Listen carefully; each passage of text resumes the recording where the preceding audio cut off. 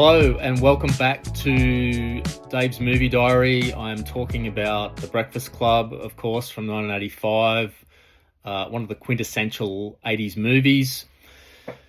I don't know where to start. I've got an odd relationship with this one. I know this is a beloved film that most of my peers from my generation, I was 12 when this came out, people slightly older or slightly younger than me have very fond recollections of this film and return to it regularly, and I get it. It was always kind of the missing John Hughes film from around this era for me. All I can think is that I don't think I saw it for a few years after it came out. I don't know when I first saw it, but I saw it and it didn't really hit me as hard as the other John Hughes films of the era, Ferris Bueller's Day Off, Planes, Trains and Automobiles, to name a couple, and other coming-of-age films of that era. I'm not sure why, but I have rediscovered it a couple of times in recent years. And it's a good film, no doubt about it, and it does evoke the era particularly well.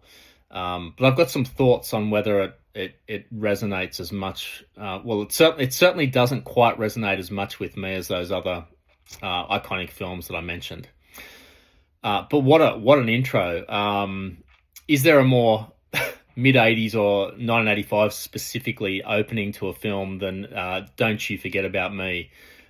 Blasting out of the speakers really sets the scene. What's the film about? I'm sure everyone's seen it, but anyway, I'll go through this.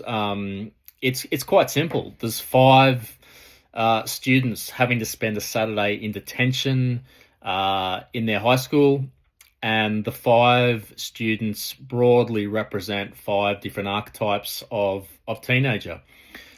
We've got the brain, Brian, played by Anthony Michael Hall.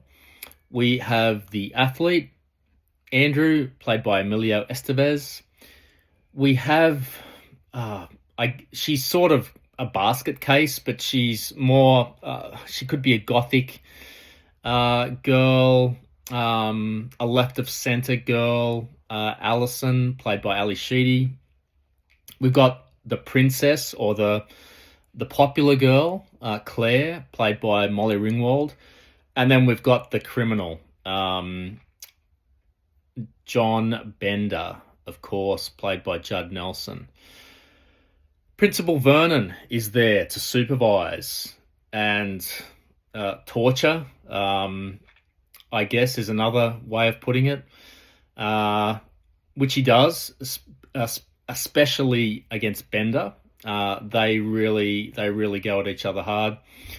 But the bigger picture is that throughout the day, the students really move beyond those stereotypes that define them initially, and they reveal a lot of things about themselves, whether intentionally or not.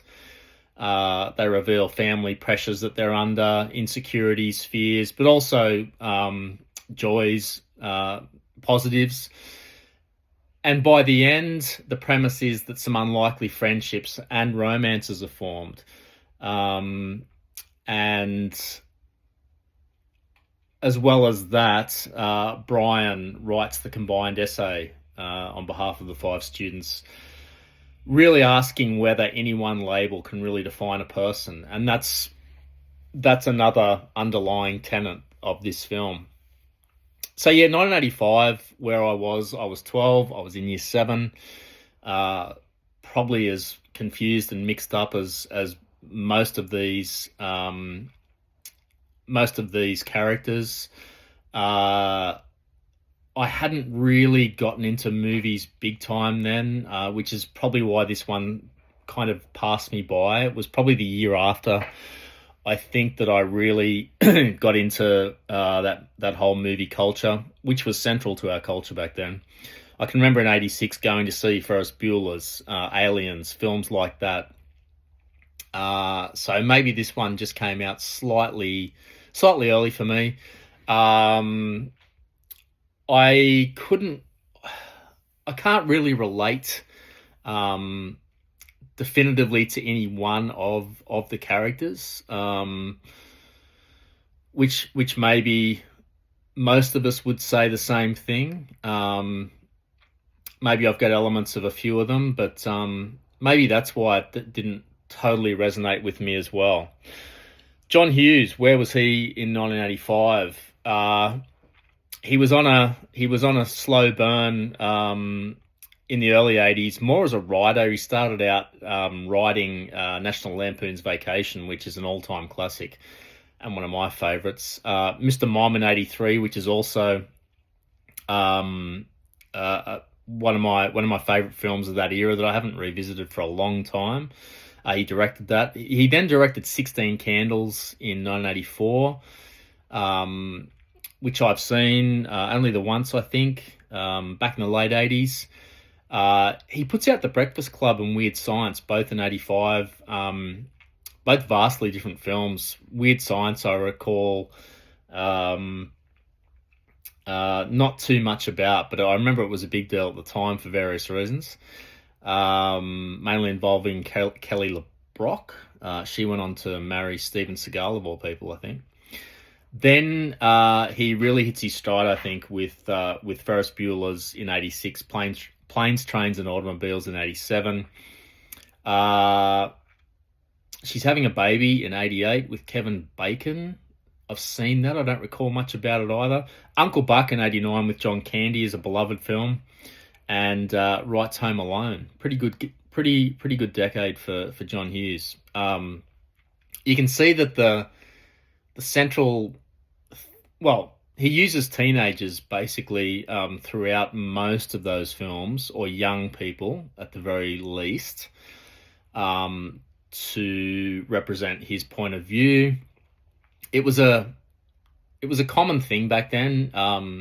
In literature, most of Stephen King's stories are seen through the eyes of children, or at least have children as main characters. And the 80s really were doing that more than other decades. I feel like the 70s were definitely more about adults, and the 90s were definitely more about, it felt like to me anyway, and I was in that age group, more about early to mid 20s peoples. Those really massive films, Trainspotting, Pulp Fiction, the big edgy credible films seem to be pitched at that group. And then I feel like with the superhero films that came out in the 2000s and onwards, we were more back to teens. So just my perspective. Onto the cast. Judd Nelson as Bender. Really, really an actor that is stuck in that era. Making the Grade in '84, The Breakfast Club, which was massive. St. Elmo's Fire the same year, which is also a big film. It's got a lot of fans. And then nothing too much of note until New Jack City in '91, which is one of those cult films as well. But not too much after that I can think of without going to IMDb. This is definitely his standout role, I think, and he's really good. He's really believable. He looks the part. He just seems to have the right attitude. He's probably my favorite character in this film. He gets all the best lines. He has the most screen time, I think, and he gets to have the most fun. So definitely what he'll be remembered for, I think. Molly Ringwald, she was just the it girl in this sort of domain for 4 or 5 years there. 16 Candles, The Breakfast Club. Pretty in Pink was another one. The Pickup Artist, For Keeps. And then it was kind of over for her as well. She's really typecast as a John Hughes actress, and was really good, but really of that moment. Generally playing that teenage girl who's a little bit uptight, maybe coming from a rigid family structure and wanting to break out, get a bit wild. You see that in this film as well. But really, really, really effective in these types of films, in these roles. Emilio Estevez, obviously son of Martin Sheen, brother of Charlie. Really, really interesting 80s when you look at it. I first struck him in The Outsiders in 83. And I struck him in that film in 85 because that was the first text and film that we had to do in year 7. Pretty good start to year 7, I got to say. And they still do that. My daughter did that a few years ago in high school, so I was pretty keen to see that that's still the case. Based on an S.E. Hinton novel, that's one of her, great novels of the time. Rumblefish, another one. That was then, this is now. Anyway, he went on to be in Repo Man in 84, which is a cult film, and he's really good in it. The Breakfast Club, St. Elmo's Fire, but then really hit it big, I feel like in the late 80s with Young Guns, Men at Work, a few others. That sort of late 80s for me was when Emilio Estevez really started to become a player, a bigger player. He brought a totally different energy to Charlie, obviously. Charlie's like the wild brother that did go on to have a much bigger career as an actor, but Emilio's a bit more grounded. His characters were generally more the anchor man role, the reliable guy. Repo Man was a bit of an outlier in that regard. He's a bit of a wild child in that one. He's still good, but he's more believable to me in these kind of roles in The Breakfast Club as the jock, who's more straight-laced, and yeah, he really made a name for himself playing those kind of roles. Does well in this one too. Ali Sheedy, to me, she never really resonated much with me at the time. She was in War Games as well in 83. That was a reasonably well-known film at the time. In this one, she's really good, actually, as that sort of outcast mystery girl that doesn't play the game, and she's got an incredible look when you can see her face. You can't see her face too much for most of this film, but when you can see her face, she's got a really interesting looking face, really, really dark eyes that are quite bewitching. Also in St. Elmo's Fire, and then Short Circuit, which had a real moment there in 86. I remember when that film came out. It's probably nearly unwatchable now. But at the time it seemed pretty cool. She's excellent in this as well. Anthony Michael Hall apparently had a really traumatic sort of 80s behind the scenes. You can go and look that up for yourself. Dealing with fame and dealing with expectations. But for me, I always remember him from National Lampoon's Vacation as Chevy Chase's son, Rusty. I don't know that he ever really kind of got past that role, but he was in this as well. Weird Science, obviously. A few other ones, but never quite as good as Breakfast Club and Vacation. And did transition to an adult actor, but nowhere near the success that he had in those early to mid 80s. And he's perfectly cast in this one as Brian, the brain, because he is articulate, he's intelligent, and he's got that sort of fresh-faced look that goes with the stereotype of the brain. Quite a lot of things worked in this film for me. I loved the first part has got quite a few laughs, and then it gets a bit more serious as the film goes on. Bender has most of the funniest lines. I love what he says to Vernon, the principal, about, does Barry Manilow know that Vernon raided his closet? Not a compliment. Other little interesting things that I liked, some of the montages with them rocking out to music, um, has similarities to Ferris Bueller. A lot of it doesn't really make sense in terms of the story or the narrative, but it's more in that musical kind of dynamic that you see in La La Land or other musicals. It's still done really well, but Ali Sheedy using dandruff as snow on the artwork that she puts together, that was a nice touch. Um, Bender lighting a cigarette off his burning shoe, that was inventive as well. John Hughes does a lot of really good things, or inventive things, with not much to work with. You've got these kids sort of stuck, locked in this quite expansive library setting, and he's got to fill it in for an hour and a half or slightly more. He comes up with them doing all these weird and wonderful things that are entertaining. Um, I did think that. Well, I think in general that John Hughes does have a heightened reality, um, where most adults never quite catch teenagers.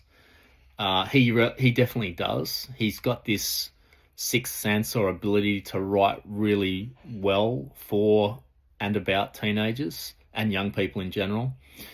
Um, Other things about Vernon, definite Ed Rooney comparisons to me. The Jeffrey Jones character a year later in Ferris Bueller's, same sort of really unlikable principal figure, authority figure, who was just obviously over the top, with his authoritarianism and being a strict, really over the top kind of guy. And I love the way John Hughes' script brings him down, walking around with toilet paper hanging out of his trousers early on. His battle with Bender, and Bender usually getting the last laugh, even at Bender's own expense, getting months and months of detentions. And just more on that authority figure dynamic. When Vernon's threatening Bender, it does get pretty dark there for a minute. Um, threatening to find him in a few years, and really take him apart. He challenges him physically in the storeroom. Yeah, like I said, quite surprisingly dark material. And it showed to me that adults can be, and we know this, can be just as, if not more, immature as teenagers, because, I can remember being that age as a teenager. Your whole life is changing. You don't know what's going on.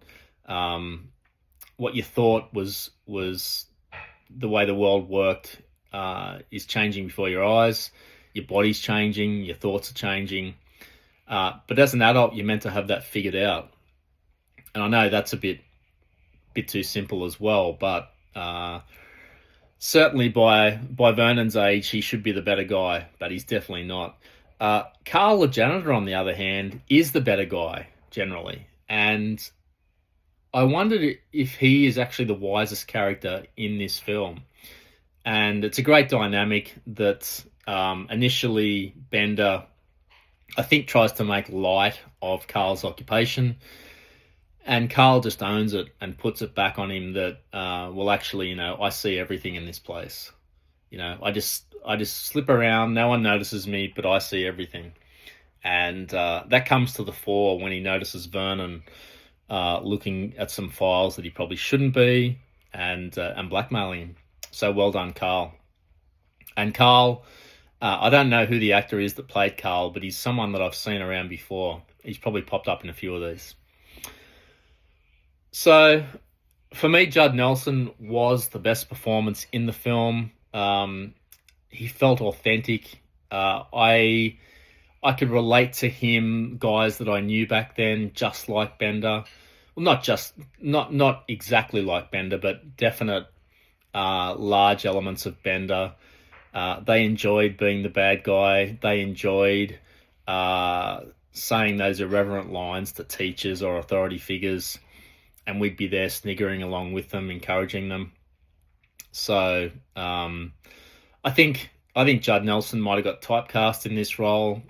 It's definitely the best role I can remember from him.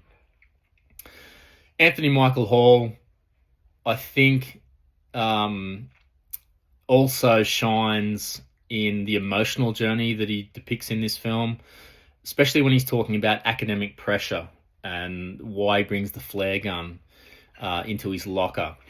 And it turns out as a bit of a joke, and everyone laughs, and that's just the way it would happen in real life. And to me, it was a natural plot point that he would end up writing everyone's essay, even after they've been giving him crap for large parts of the movie. Molly Ringwald, like I said, also a recognizable character type that she's playing in this, the kind of popular girl that says that she's trying to, be like everybody else, but is she really? I know that she chooses Bender in this film. I thought that was a bit of a stretch. I have seen that happen from my own experience, being that age, but that was a bit of a stretch for me. I wasn't quite sure if she would be able to bridge that gap, because he did say some pretty atrocious things about her for large parts of the movie as well. Ali Sheedy, I thought she was really well cast and performed well as the goth kind of girl. I did know girls like this growing up that were proud to be different, and they were listening to bands like The Cure years before everyone else caught on in my neck of the woods anyway. We all thought they were super weird, and then, I don't know, 10 years later I realised actually they were just super cool. And yeah, they were the cool ones, not us. The makeover part, though, again, didn't quite ring true for me. I get what they were trying to do in that scene, but I don't think, well, the girls I knew certainly just did not want to become princesses. They had absolute contempt for those kind of girls. But look, maybe I'm just showing where I've come from. Estevez as the Sporto, as they call him, he's believable. He's in good shape. He's a wrestling guy. I didn't quite buy his character's concern over the bullying victim going home and having to tell his dad what had happened. The guys that I knew that were Sportos, that were like Andy, Estevez's character, only thought about themselves. They definitely didn't have that empathetic side or reflective side. So I thought that was a bit much to put onto this character. I could see, though, that his kind of character would just claim Alison as his once she's had the makeover. And that says a lot about his character. I can recall those kind of things happening too, when girls suddenly seem to, change overnight or within a year or 6 months or something, from the ugly duckling to the girl that everyone was fighting over, and these kind of guys usually got them. So that part did ring true to me. On the rewatch, like I said, the first part of the film, there's lots of laughs. It's not John Hughes' funniest film by any stretch. I do think most of his other films have got a lot more laughs spread out over the entire length of those films. But the opening third with Vernon versus Bender still works really, really well for me. I can just recall lots of similar moments from when I was that age. Sometimes for me now, it's more the heartfelt moments that don't connect.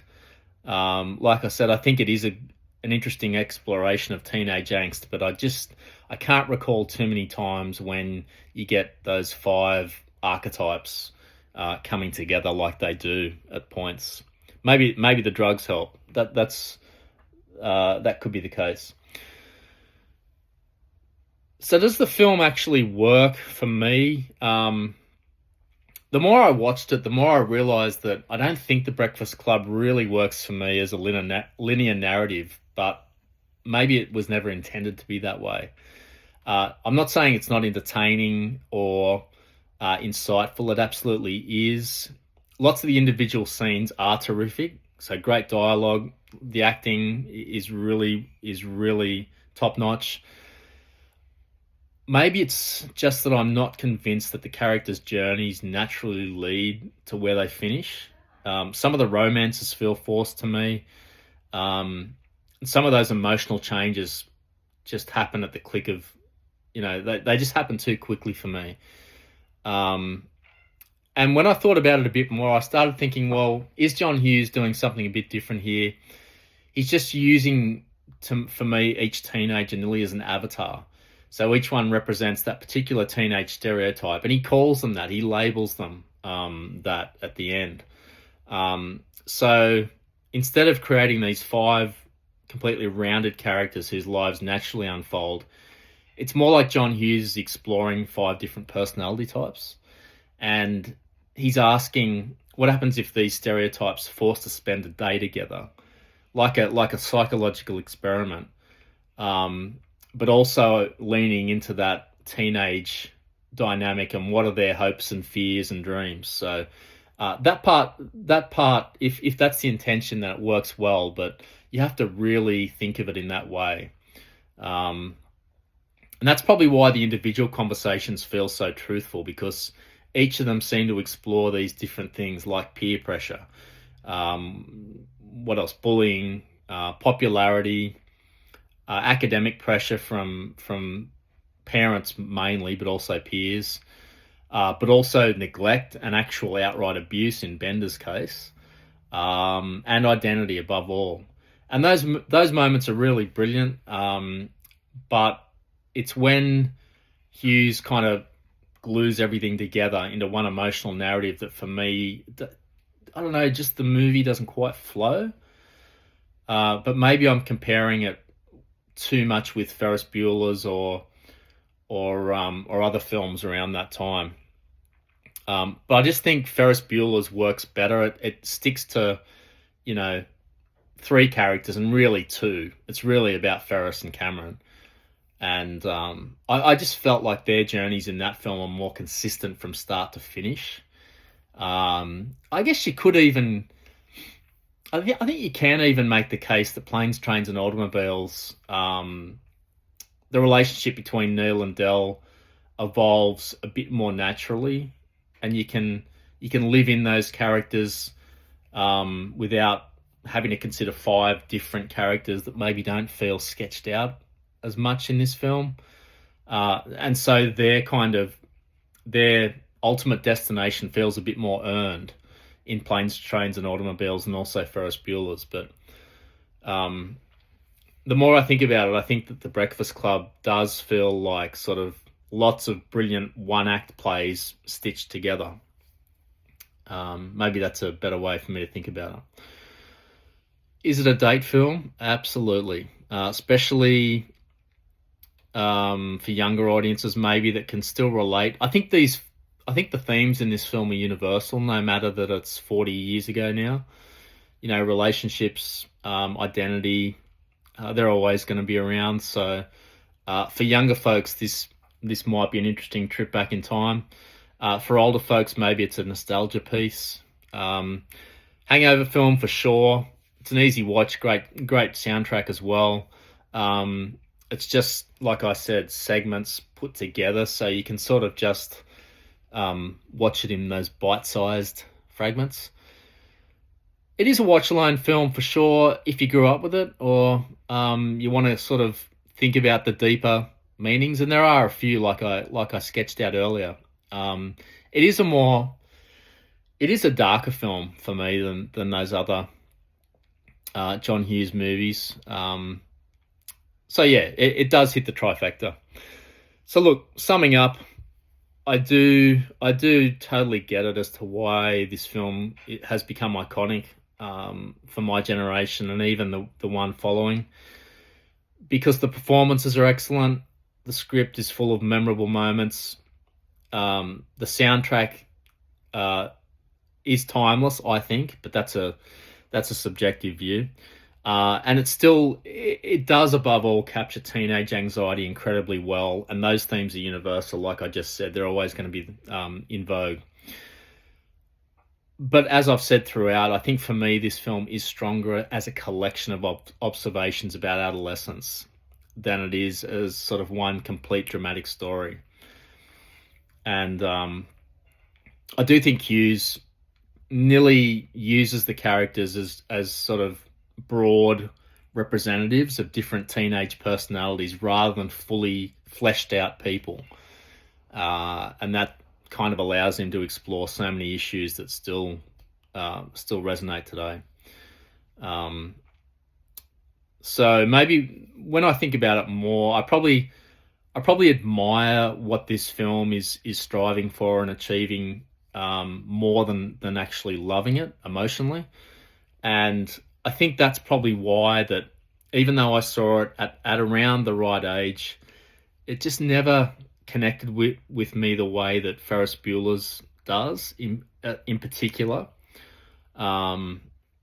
or Planes, Trains and Automobiles still does, because I'm more the age of those guys now. So I think if for me personally, those two films are John Hughes's masterpieces more than this one. But I do know that this film resonates with so many people, so I absolutely respect it for that. So yeah, check it out. I watched it here in Australia on Foxtel Binge. I think it pops up on other platforms now and then too, so check it out. Most of you will have seen it, but revisit it for sure. All right, that's The Breakfast Club from 1985. That's my take on it. Thanks again for listening, and see you next time.